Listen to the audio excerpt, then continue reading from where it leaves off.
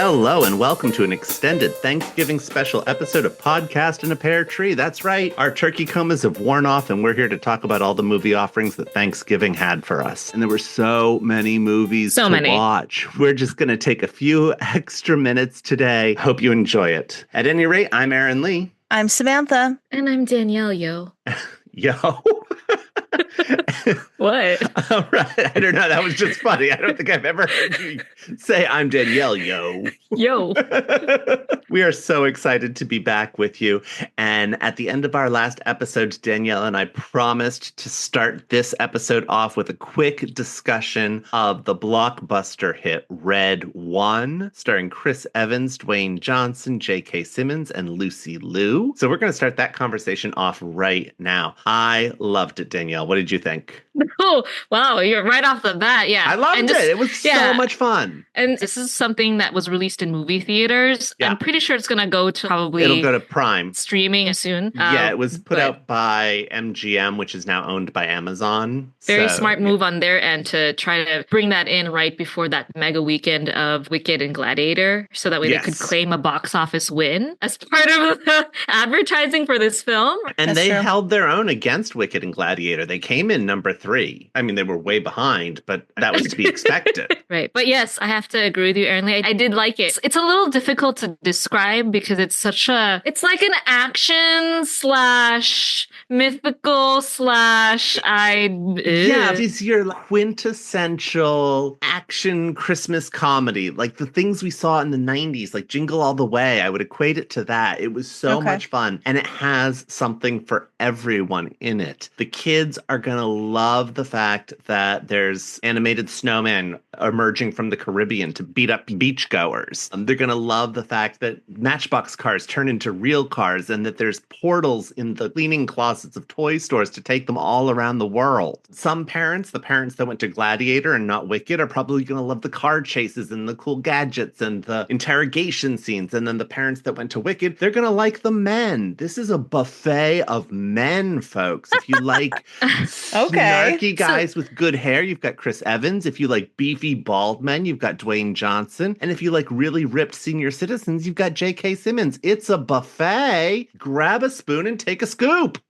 And just to back it up a little bit, so this film is about basically J.K. Simmons plays Santa Claus, aka Red One, codename. And sorry, it's a spoiler. I should have said a spoiler. I'm sorry about that. But he gets kidnapped, basically. We spoil movies, people. And Dwayne Johnson is like his head of security, and he needs to find him. And Chris Evans actually gave the coordinates to whomever he doesn't know, some hacker, to find Santa. So Dwayne Johnson's like, you're going to help me find this guy. That's basically what it is. That's the whole thing. We're trying to rescue Santa and save Christmas, guys. That's the concept of this film. It's the concept of many films with Santa.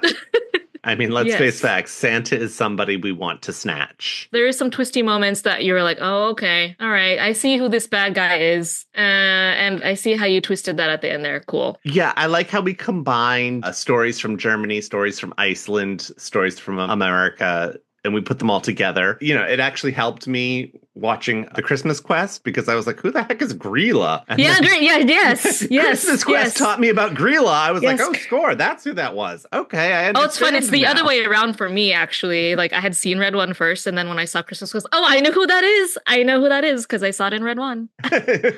Yeah, no, I was just like, oh, she's some winter witch in Red One. And then I was like, I felt like I got more of the story of Grilla in The Christmas Quest. One of the things I really loved about this is all the kind of gizmos that Dwayne Johnson used throughout the movie to make things big, to make himself small, that kind of thing. That all tied up at the end when Santa is doing that really great montage of delivering presents. And he's using that. He's making himself small. He's making things small. He's making things bigger. It was really fun. I liked that got tied up well. My question is, because I have not seen it, is it something that you recommend that people have to see in theaters, or is it wait for streaming? Doesn't matter. That's a tough question. I don't think it matters. Do you think that Jingle All the Way needs to be seen in theaters? That was our only option when Jingle All the Way came out. I think Amazon was very smart to put this into theaters. I think when you have a cast that includes Dwayne Johnson and Chris Evans, that you're going to make some money at the theaters. And I think that was a smart move move on their part from a business perspective. But from an audience perspective, if you want to wait for streaming and watch it with your family and a big bowl of popcorn, I say go for it. So yeah, that was Red One. Check that one off the list. Okay, we had a really big weekend with Hallmark, Netflix, Great Too many American things. Christmas. There are so many things, and they have run together in my mind. I saw so many of them. Well, let's face facts. It was Thanksgiving weekend. That's when a lot of these networks save their big premieres. So it is a bit overwhelming. However, we had a lot of time off to watch them. It's just they run together because I feel like we've seen so many things. Out of all of them, what were your tops for Thanksgiving weekend? Oh, do you think we should go by network? Yeah. Let's do by network. Let's talk about this in terms of what networks felt was going to be their top and was it worthwhile. Let's start with I like that. Hallmark and Holiday Touchdown, A Chief's Love Story. Because this one, they have been promoting the heck out of it. I think they might be grooming Hunter King to be a new Christmas queen. Hear me out here. 3 years ago, she did a Royal Corgi Christmas. Everybody's got to do a royal movie. The only person I think that got away without doing a royal movie was Candace Cameron Bure. You know what? That is weird, and she shouldn't have gotten away with that. I know. I would have loved to see her as a princess. I know she could still come back, but I mean, she's going to be very serious and also kind of lame and cardboard, but whatever. I know she's going to come back as a queen, though. Mm-hmm. Oh, that's a good take. She can come back as the queen. At any rate, so she did that. Last year, they upped her game big time with the Santa Summit because that was really popular and it drew in a lot of people. And it was a full-on romantic comedy trying to find one Santa amongst many Santas, which was really fun. And then this year, they give her Saturday of Thanksgiving weekend and in conjunction with the Kansas City Chiefs. So I think she's being groomed. Oh, okay. Oh, yeah. Agrees. Yeah. Plus an established leading man, too. Yes, and a very established leading man. Tyler Hines. She's going to be the new Christmas queen in her 30s. Lacey Chabert's the Christmas queen of her 40s. Holly Robinson Peete, kind of in her 60s. We need somebody in their 50s. I want a Christmas queen for all the ages. I guess so. We don't really have anybody. I would say Candace would be getting close, but she's not around. Yeah, Candace probably would have, but she's not around. They're looking for somebody to fill that spot. That's interesting because they were kind of aging out, the scandal that kind of broke this year, aging out Lacey. That is absolutely ridiculous. In my opinion, it would be absolutely foolish of Hallmark to age people out because as people get older, they just watch more Hallmark. They really do. And people want to see movies about them and themselves, and they want to see themselves in the movies. And so what Hallmark needs to do is have a strong Christmas queen for each decade. And then they can just kind of move through as they go. And that's, to me, a good business model. But let's get to the movie, Holiday Touchdown. I saw it. Did you guys see it? Yes, I did watch it. What'd you think? I thought it was kind of regular. I was disappointed in it because it was so hyped. I was just going to say, did you feel like it was overly hyped and it was a little anticlimactic for you? Exactly. I felt it was overly hyped and a little anticlimactic. And, I love references. And I think I don't know football and the Kansas City Chiefs well enough. I knew some of the guys who were in it and the football players, but I feel like, was the guy who played the weird Santa a football player? I don't know. I can't remember. Look it up. Give me a second here. Maybe I can find out. But if he wasn't, he should have been like a big football player, like Brett Favre or something. They should have gotten some really big retired football star to play that because I think it would have been really funny and cute. Well, they were mostly all Chiefs players. So if you weren't really well versed in that team and the history of the team, then you wouldn't appreciate all because they had a ton of nods. And also they really integrated Donna Kelsey pretty well. She didn't just have one throwaway line. She was there quite a bit. Kind of a character, really. Yeah, as the manager she was a of the diner. full-on character. And I thought she did a great job. She did, yeah. I thought she was really fun. So was this our fourth or fifth diner this year? Fifth probably at least. Was this a full-on diner? This was a barbecue joint. It wasn't called a diner. It was Nick and Nora's barbecue. Oh. Yeah, still the vibe. It was still the vibe. You're right. It was still the vibe. What am I talking about? It was absolutely ridiculous. Yeah, I mean, I thought it was fine. I thought I enjoyed it, but I agree with you with this sort of, quasi all-star cast. Like we had Ed Begley Jr., we had Mama Kelsey, Tyler Hines. What was that other guy that was the dad? Wes Brown. Yes. Yeah. Well, no, he was the bartender. Oh no, Wes Brown was a cameo. That was crazy. Yeah, it was a cute cameo though. There was another actor. Dietrich Bader, are you talking about? I think so. So I felt like there were a lot of really great talent in this film. I thought it was good and enjoyable, but like you said, Erin Lee, they made us think that this was going to be the movie of the century. And it was not. I'll watch this again if it comes on, but I'm not seeking this out. No, and it could be also that we're not Chiefs fans. Like, we're not really, like I said, if we were hardcore, it could have been really great. They could have been trying to bring in a new demographic. I mean, I don't blame them for that. You got to expand your reach. So come on, football players, join the Hallmark Nation. Exactly. Well, one that I don't care what you both say. that I really liked was A 90s Christmas. Yeah, I agree. I agree with you. So good. Yes. Okay, I'm so glad. That was cute. Yes, it was very really cute. Adorable. I like that. I loved it. I love the Friends references. It was so spot on going back to 1999. There's so many things to enjoy about it. The magical Christmas card that went over the bridge with a time portal on it. Yes, please. So we do a brief one-line synopsis of it. We go back to the 90s and we have Christmas there. I mean that's the synopsis. We don't need to know much more than that. Unrequited love from the 90s. We're going to go back. We're going to find it again. And then we're going to move it forward to 2024. And it had that like Back to the Future element to it, where if you go back in time and you change things to make them different, then everything's going to be different and things were disappearing. And it just had like a lot of different elements that are familiar in that way. But the main character, I forget her name, but basically she's a lawyer. She's got a very lonely life. She's put her career first and everything else last, including her love life. And she gets this opportunity to go back to 1999 and revisit some of the things that she's left behind. That's what I'll say. I don't want to spoil it too much because it's really good. Totally. Yeah. Really what was interesting is that it's the same actress who played her. Like she goes back, 20 years or 20 plus years, 25 years, whatever. And I'm like, wait, was the same actress? How did she look this year? Yeah, How old do we think she is, guys? We're going to talk about this again. Of course, this is me and my big complaint. I did some research. I couldn't find exact years of birth for Chandler Massey and Eva Bourne, who played the characters, but they were born around 1990. So they were actually 9 in 1999, not 19. Okay. So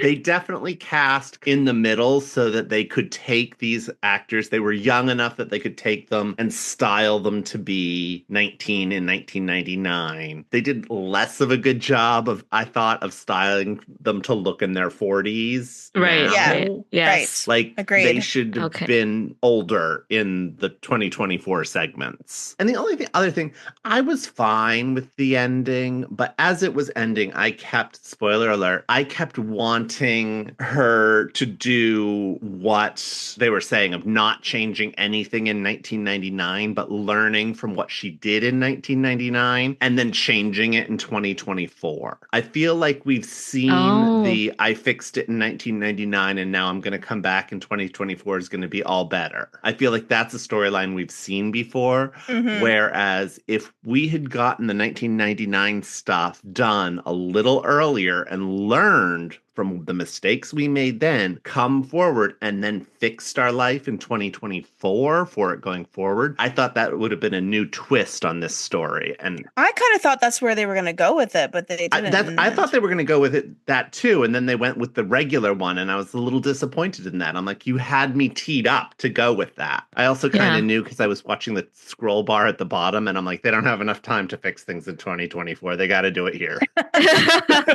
Yeah. There she goes. Instead, she gets married and has kids. Great. We're all happy. Okay, cool. But I did really like that element of the Back to the Future reference, or I guess Back to the Future Part 2, where there's that letter that is from her future from 2024. And she's looking at it to see it's a letter of her promotion, whether or not the decision she's making in 1999, whether that changes the letter and we see it disappear. And then she changes her actions in order to have it reappear. And I was like, ooh, I like this. But Overall, I love the 90s references, and also Sixpence None the Richer, Kiss Me, great song. It was like a millennial's chef's kiss. It really was. Yeah. It hit everything. Yes. And I loved the little references to like, a teenager who's not buried in her phone. And then she's like, I'm going to go get my Game Boy. I'm like, yes. Yeah. Or when they went online together as a family at the desktop computer. And it was so slow. And you heard internet. You heard the dial-up. Oh, like, wow. those sounds. The sounds of the 90s. Or when she just, I don't remember what they were talking about now, but she was like, oh, why don't you just Google it? And that person just looked at her like, what? Is that? What are you even talking about? It's so interesting. It was a lot of fun. Let's talk about Netflix. Netflix put out... Really quick, though, do you want to talk about Christmas Quest? Because that was on Hallmark. Yeah, we should touch on it because it's Lacey's big one. Because it is Lacey's big one. We'll touch it really quickly. I thought it was Discount National Treasure. I thought it was Indiana Jones. Christmas Quest. You guys, the concept is that she basically plays somebody on a Christmas quest in Iceland. That's it. Yeah, she's got to find treasure. But she has to do it with her ex-husband. That's true. That I liked. I liked that. I wish the couple that they had met, the Icelandic couple that they went into their house, I wish they had been more involved. I thought that was a little random. Right. I mean, all in all, I didn't hate it. I enjoyed it. It was a fun watch, but again, kind of like the Holiday Touchdown, I'm not seeking it out again. No. I did like that they filmed it in Iceland, which Christopher Plaha confirmed that in an interview, and he was great in it. I mean, I thought they were great. I thought they were fine. The acting was just kind of like a regular Hallmark film. It wasn't anything spectacular or memorable besides Iceland. Okay. Great. Thank you for the acknowledgement. We briefly touched on that. Let's head over to Netflix because Netflix put out what I think they would consider their big one as well, Our Little Secret, starring Lindsay Lohan and Kristen Chenoweth. What do we think of this? I agree. This was their big one. I feel like this was the top of the ones that we watched. I would definitely agree with that. I think Kristen Chenoweth kind of made the movie. I thought she was really spectacular in it. I also absolutely loved the artwork and how the light was always on her. Everybody else was in shadow. I thought that was so funny every time they walked by those paintings. The story here is that Lindsay Lohan and her ex-fiancé. Yeah. Or not. They were never a fiance. They never, sorry. No. The childhood story here best is friend. The story here is that Lindsay Lohan grew up next door to this boy kid, and they grew up together. They fell in love. Kid. Okay. What do you want me to call him? Okay. A male child. Friend. A child he's her best friend. Childhood friend. Yeah. Childhood friendship grew into love. But did it really? I feel like they were kind of maybe thought they were supposed to be in love, but they weren't really in love. So then she's going to go off to London. He tries to propose. She's like, no. He's angry. We break up. It was a bad breakup. Cut to 10 years later. They're both dating different people. What we don't realize is that the two people that they're dating are actually siblings, and they're being brought to the same house where Kristen Chenoweth lives for the holiday season, because she's the mom of the two people that they're dating. And they have a little secret because they don't tell everybody that they used to date 10 years ago. So that's the premise, that's the setup, and it's just the hijinks of trying to not get caught and then discover, oh yeah, we were supposed to be together all along. It was unique. It's not something I really feel like I've seen before, where two exes get thrown into Christmas together because they're with their new significant other's family. Right. So I thought that was really unique and cute. And like I said, I think Kristen Chenoweth made it. She made the story. I was a little confused as to why she was so mean, but I think that's just who she was. And I eventually just got over that confusion and said, she's just mean. Yeah, she's just one of those moms. She's just one of those moms. It's a little mean. Exactly. Yes. I mean, I love the journey that they take us on in this film. I love to see LiLo thriving. She looked fabulous. She looked so good. I just can't get over it. She looks exactly how she used to look. She was great. I love the story. I'd watch it again. I thought it was fun. I think it was better than Falling for Christmas 2 years ago with her. 100%. Oh, yeah, totally. This is her best film since she's come back. Agreed. Yeah, absolutely. I would think. This is better than Irish Wish. This is better than the Falling for Christmas. I don't know if she's done any others, but this one's by far the best. Totally. Great cast, too. Surrounded by great castmates. Yeah. Let's talk about Lifetime here for a second. They only put out 2 movies. They put out BB Winans' We Three Kings and Make or Break. I'm sorry, not Make or Break. Make or Bake Christmas. I watched BB Winans' We Three Kings. I liked it. It was a drama. It wasn't the be all and end all I think they were expecting it to be. I was a little frustrated with the fact that we pitted the 3 sisters against one another in the bedroom while the 3 significant others were in the living room listening. Let's backtrack a little bit. So Okay.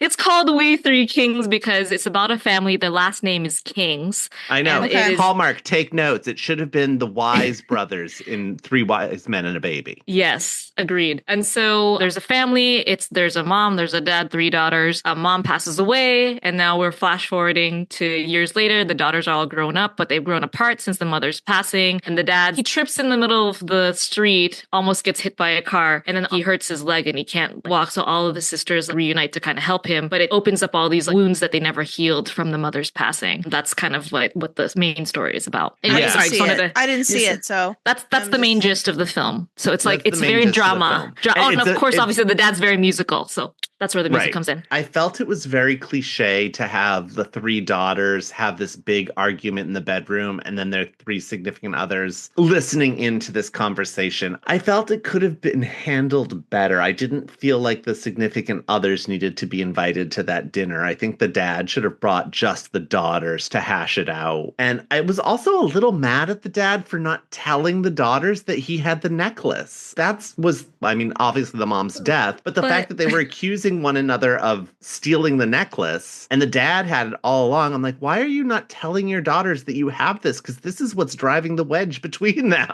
Well, but the thing is, that's the whole idea behind the movie. If you took away those 2 plot points, then there's no tension and what. But the whole reason he had them do that is because they needed to talk through their tension. And yes, for those people to hear it, so that way they could find a way to build back. If they'd all gotten along, because basically the dad had put together these clues that they needed to follow, which would lead to the necklace. But because there was so much dissension, they never got to that last clue that essentially was like, oh, and here's the necklace. They do find it at the end because they resolve all their tension and they actually get better at the end. So I was not as upset at some of that because I felt like it was, how do I say this?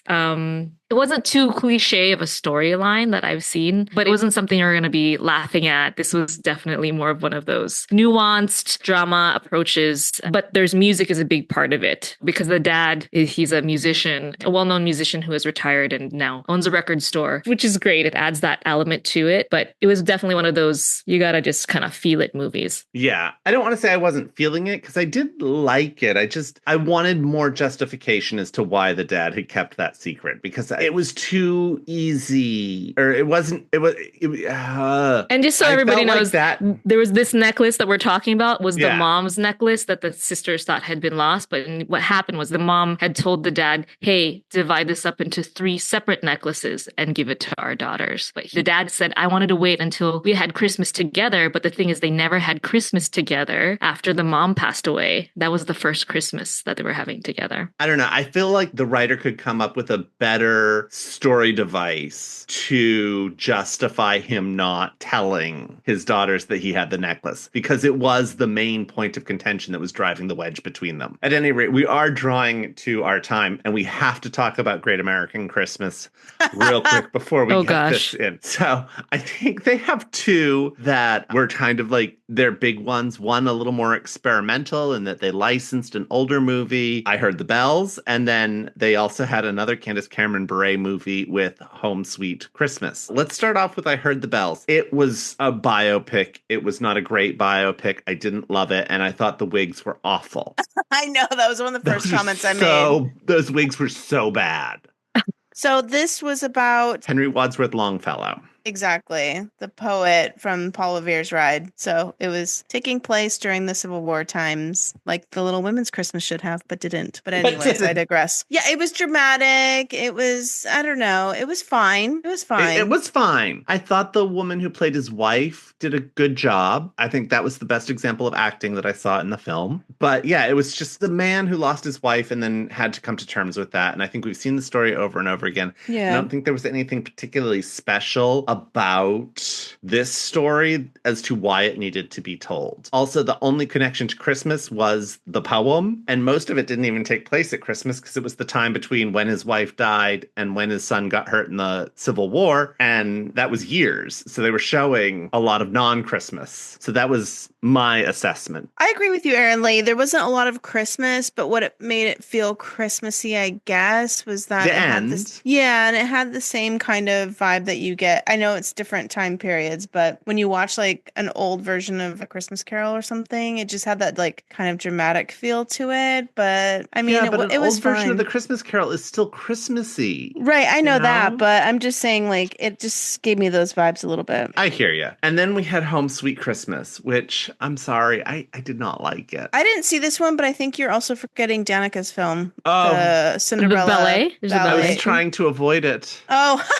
sorry. I watched it. I told y'all I would. I watched it. Don't watch it. Don't do it. Oliver Rice was actually pretty good. Danica was fine. Here's the thing. They did a trying on dresses montage, except they made it depressing. She didn't like any of the dresses. She wasn't having fun doing it. The whole point of a trying on dresses montage is that it's a fantasy and it's fun and we're having a good time. And to try and do it of like, oh, none of these dresses work, I don't like them, really just kind of was a big want. You know what I mean? Yeah. It's I like, just don't understand. Oh, sorry. Go ahead. If you're going to do it, make it fun. She could have had fun and could have still had all these horrendous dresses, and she could have been having fun doing little dances, which is all about dancing, and it's all about freedom within dancing too. She's like, we've got to get rid of some of the structure of it. But it was a depressing little trying on dresses montage, and I'm like, this is supposed to be joyous, not depressing. So I didn't like that. Did you like when she first met the prince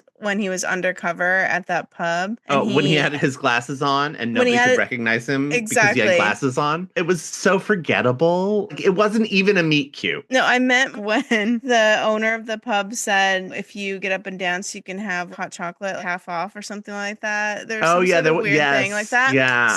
So the prince, when he's undercover, asks her to dance. And so they get up on the dance floor. All of a sudden, they just go into this like Christmas salsa dance. I was like, what is happening right now? It was the weirdest thing I've ever seen. I watched the whole film because I'm so disappointed in Danica. No, I watched it, and I didn't, Erin Lee. Good for you. I'm just really disappointed for Danica. I don't understand the choices that are happening. I don't really get it. I don't know if she left Hallmark to get a different experience, but I read an article with her. She left Hallmark because she wanted to do more dancing movies. That specifically is why? Specifically, she wanted dancing movies, and I guess Hallmark wasn't giving her dancing movies. I just feel like these movies are the exact same movie in a different iteration that she's done a million times. She's so much better than that. She is. She could be doing so much better. If you want to do a dancing movie, Danica, do it, but do it well. Yeah,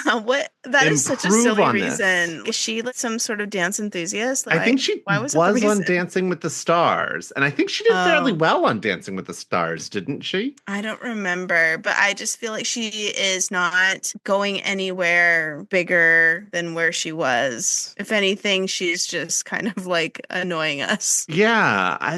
It's sad because she's great. She is great. I love her. We wish good things for her. The other thing about this one is the ages. She was like, I'm looking for my mom. She would have been pregnant around 1989. I'm like, Danica, girl, you born in 1975, sweetheart. Right. You cannot pull off 1989. Not happening. No way.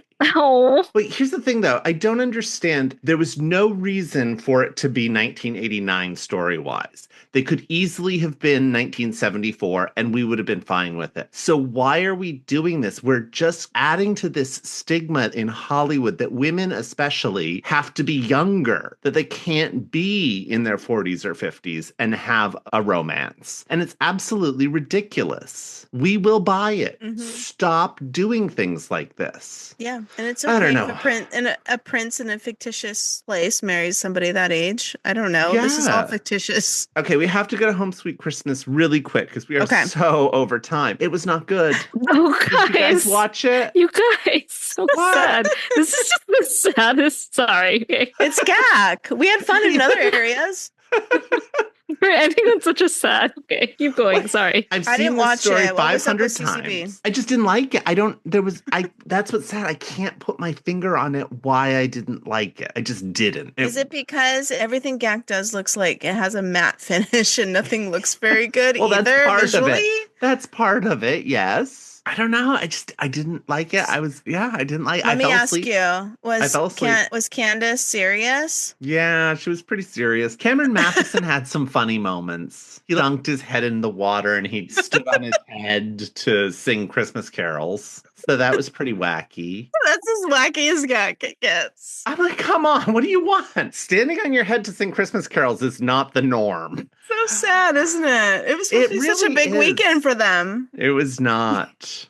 They are still asking for audience members to write in their thoughts. Oh boy. The scale is so funny. I don't know if I've mentioned this before or we've talked about this. How large the scale is. Isn't it from like 1 to 100? You have to rate it? I haven't seen that. Have you seen the one where they're asking you to rate all of their films, and then there's like a competition if you guess which one is number one as rated by all the people who you could win. There's like a competition. Okay. What do you win?